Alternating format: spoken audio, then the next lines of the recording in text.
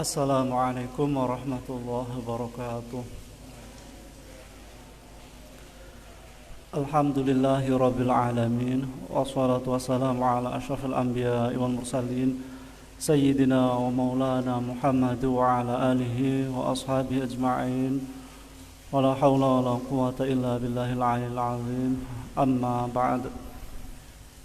Al-Fatihah. A'udzu billahi minasyaitonir rajim. Bismillahirrahmanirrahim.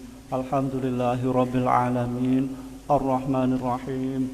Maliki yaumiddin. Iyyaka na'budu wa iyyaka nasta'in. Ihdinas siratal mustaqim. Siratal ladzina an'amta 'alaihim ghairil maghdubi 'alaihim waladdallin. Amin. Ini bulan Desember ya. Desember cara wong Jawa gede-gedene sumber. Jadi banyak air melimpah ruah. Sebentar lagi Januari. Januari katanya apa? Hujan sehari-hari. Ya, itu bertepatan dengan musim penghujan. Ini saya tadi agak sedikit basah ya. Walaupun jarak Futuhiyah dengan rumah saya dekat ya, tapi tadi hujannya cukup deras ya. Jadi hujan itu ada kalanya membawa rahmat, ada kalanya membawa azab. Ya, semoga hujan selalu ya membawa rahmat untuk kita. Ya, sebelum kita mulai, karena ini situasinya semakin tidak menentu. Bahkan dikabarkan Jawa Tengah itu posisi positifnya jauh lebih tinggi daripada DKI Jakarta. Kabar terakhir kemarin ya. Entah itu sesuai dengan yang di lapangan atau hanya yang terpampang dalam data, wallahu alam ya. Jadi kalau kita mendengar, kita menyaksikan di mana-mana ada kabar kematian bertubi-tubi ya. Nauzubillah ya. Dan saya itu ya sempat cara jone ngelos dodo ya, miris ya, merinding. Dan kalau mau ditelusuri ya, Nabi Muhammad SAW pernah menyampaikan jika kekejian, fahisyah ya, perlakuan kotor ya, perlakuan nista, misalnya kriminal ya, kejahatan, kemaksiatan merajalela ya, itu nanti Allah akan memberikan balak ya, yang berupa apa? Jatuhnya banyak korban nyawa ya, alias banyaknya orang-orang mati ya, orang-orang wafat. Jadi sekali lagi di antara penyebab banyaknya kematian-kematian di muka bumi adalah karena apa? Banyaknya tingkah laku kejelekan ya, kebejatan, naudzubillah. Dan kalau menurut Ka'bul Ahbar itu wabah bisa turun itu karena adanya banyak perzinaan ya, itu. Jadi semua ada sebabnya ya. Semua itu hubungan kausalitas, sebab akibat. Jadi kalau zina dalam fikih itu yang mendapat had, hukuman cambuk atau rajam itu kan hanya zina yang alat kelamin ya. Masuknya itu ke itu ya. Tapi kalau dalam tasawuf itu zina itu tidak hanya melulu alat kelamin ya. Kan ada istilah zina mata ya. Ada istilah zina telinga. Ada istilah zina tangan ya. Dan sebagainya. Ya, kita harus berhati-hati ya. Harus menepis apa? Perbuatan keji ya, terlebih perzinaan ya. Kemudian sebelum kita mulai, karena nanti kalau sudah memaknai, saya khawatir kalau lewat online itu biasanya apa? yang didengarkan hanya yang depan-depan saja atau dipotong-potong ya. Alangkah lebih baiknya apa? Full ya. Jadi durasi yang ada disaksikan dengan seksama. Ya, biar tidak gagal paham, gagal fokus. Jadi kalau dalam dunia kedokteran ya, ala Islam ya, itu sebenarnya tidak perlu meragukan suatu obat ya, tidak perlu meragukan apa suatu penemuan pengobatan ya. Tanyakan saja orang-orang yang sudah membuktikan itu ya. Jadi makanya kalau sekarang ada banyak sekali menemukan mungkin vaksin atau tidak vaksin tapi apa untuk menangkal ya, untuk meredakan bahkan untuk menyembuhkan, itu ya tidak ada salahnya seandainya apa, seandainya mau dipraktekkan ya, karena kadang-kadang teori itu kalah dengan pengalaman ya. Jadi meskipun harus dengan orang yang ahli ya, tapi kadang-kadang ahli pun tidak menemukan, justru ditemukan dari pihak lain. Dulu saya pernah mengaji dengan Kiai Ahmad Mutahar ya. Kitabnya An-Nawadir itu sesuatu yang langka-langka ya. Di antaranya apa? Hikmah ya. Dulu ada orang penyakit gatal ya, dicarikan obat kemana-mana tidak menemukan ya. Dokter ya, tabib kemana-mana juga tidak menyembuhkan ya. Akhirnya ada orang gila tiba-tiba apa? Memberi resep ya. Itu wih dibakar ke coro ya dan sebagainya ya. Dan ternyata memang coro Jawa ini mandi ya, cespleng.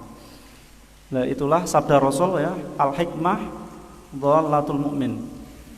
Di hikmah itu atau ilmu yang bermanfaat ya, itu adalah hal yang hilang dari orang-orang mukmin. Jadi harus kita cari ya.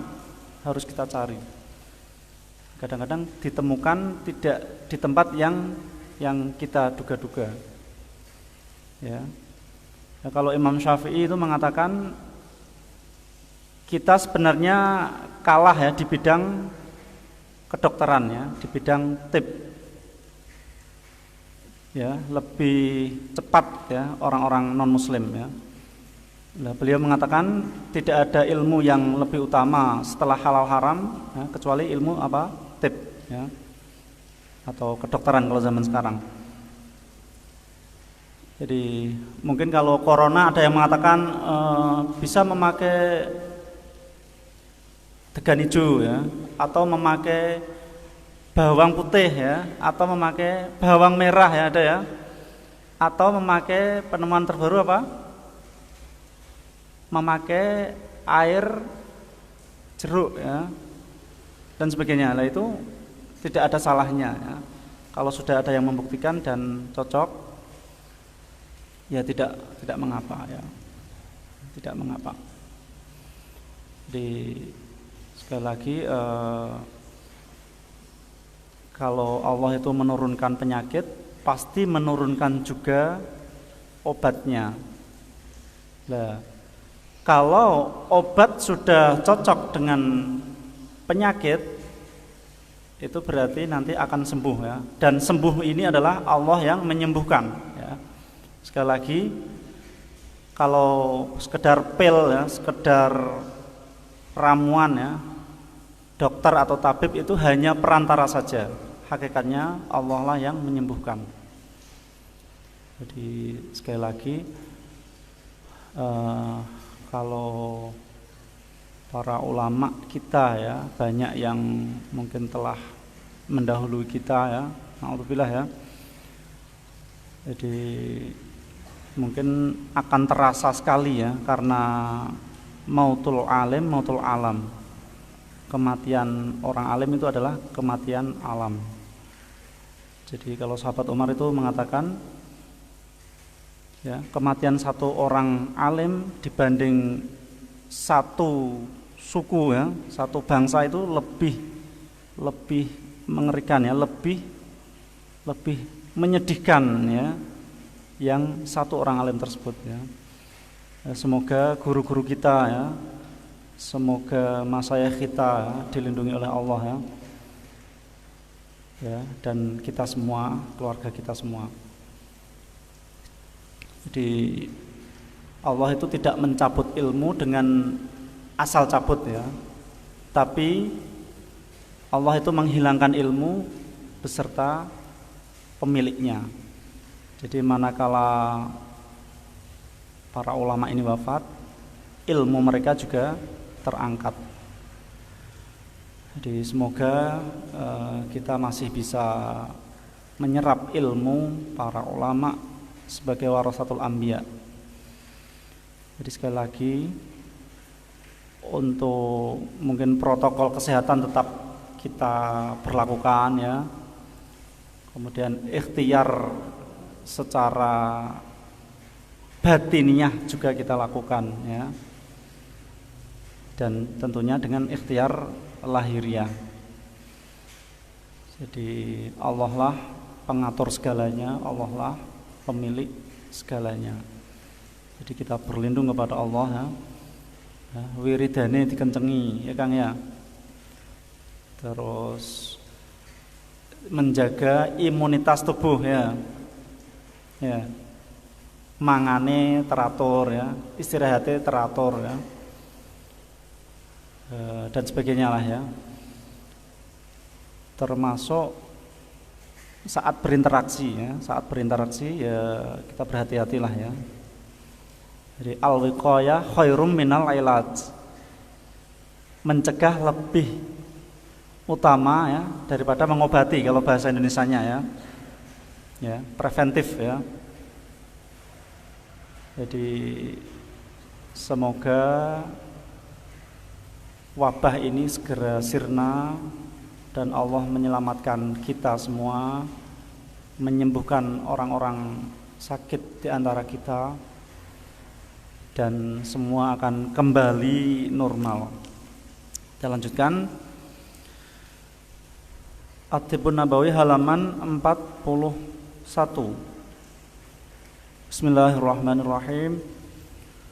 Wa fis sahihaini lan ing dalam kitab sahih loro.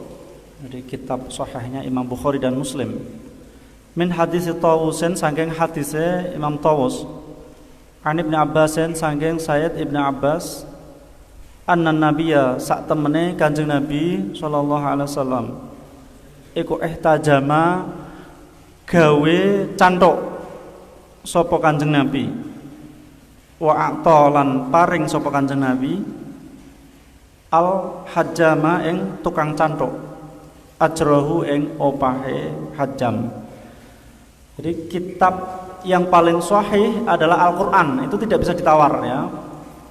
Dan kitab yang sahih setelah Al-Qur'an dulu asalnya muwatta'nya Imam Malik ya. Tapi begitu ada Imam Bukhari dan Imam Muslim serta kutubus sitah yang lain, itu menjadi lebih tinggi ya status kesahihan kitabnya.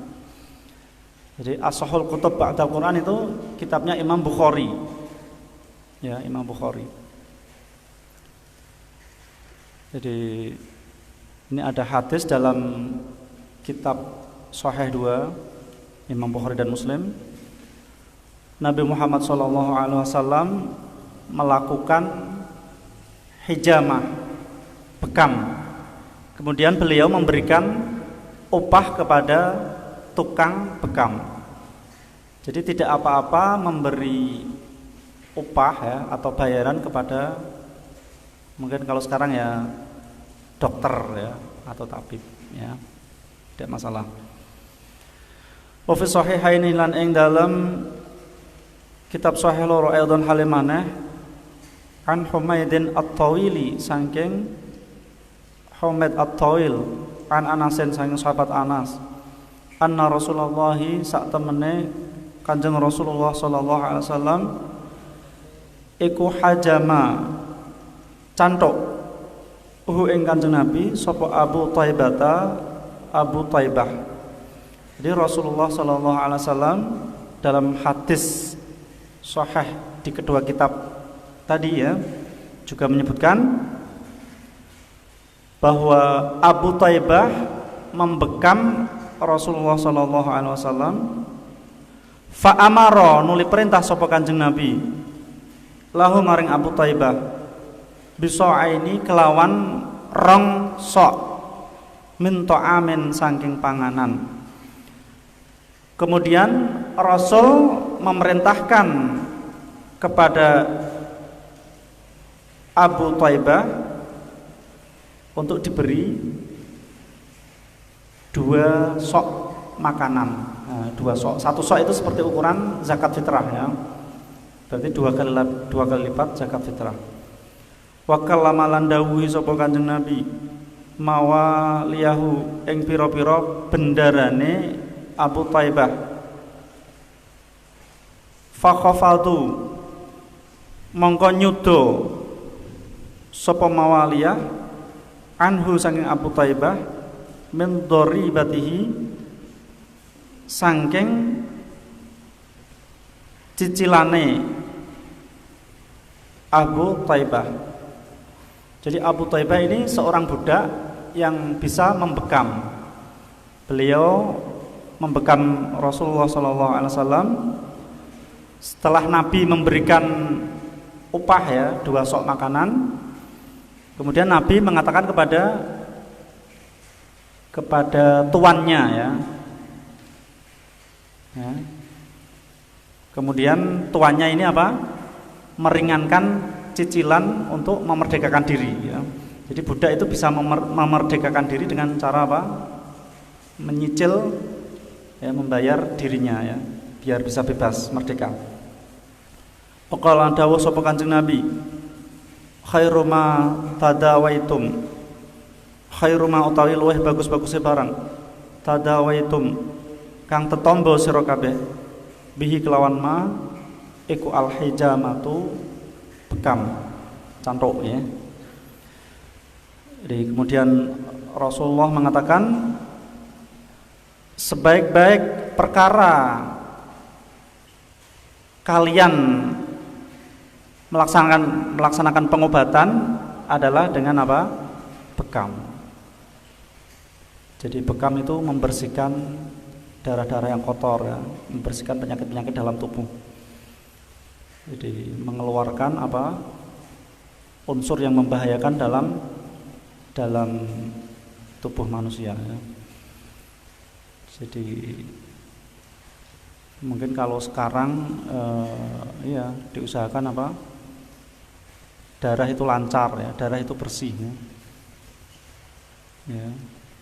Jadi ada berbagai macam penanganan ya untuk membersihkan darah. Makanya orang yang sudah dibersihkan darahnya itu apa? Seperti orang yang sehat ya, segar bugar ya. Ya. Itu ibarat oli ya. Oli kalau di mesin itu oli kan lama-lama kotor ya, lama-lama harus apa? Ditap ya, harus diganti kembali, harus dibersihkan kembali. Ya, kitab satunya Al-Mawa'id dibuka halaman 15 ya. Bismillahirrahmanirrahim. Waqala lan dawuh sapa Allah walladzi utawi wong jaa kang teka sapa alladzi bisidqi kelawan temen wasaddaqa lan gawe temen sapa alladzi bi kelawan sidqi iku ulaika utawi mengkono-mengkono alladzi hum ya ulaik iku al muttaquna pira-pira wong kang takwa. Jadi Allah berfirman, orang yang datang dengan kejujuran dan membenarkan kejujurannya, mereka adalah orang-orang yang bertakwa. Jadi ciri-ciri orang yang bertakwa diantaranya apa? Jujur ya, jadi sungguh-sungguh. Jadi tidak pernah apa? Mengelabui ya, atau membohongi, menipu dan sebagainya. lahum iku keduwe ulaik ma utai barang yasyauna kang kersa sapa ulaik inda rabbihim ing dalem ngersane pangerane ulaik. Surat Az-Zumar ayat 33 sampai 34. Bagi orang-orang yang bertakwa, yang suka berlaku jujur, mereka akan mendapatkan apapun yang mereka inginkan di sisi Tuhannya. Jadi di surga tinggal minta ya. Bahkan sebelum meminta itu sudah diberi ya.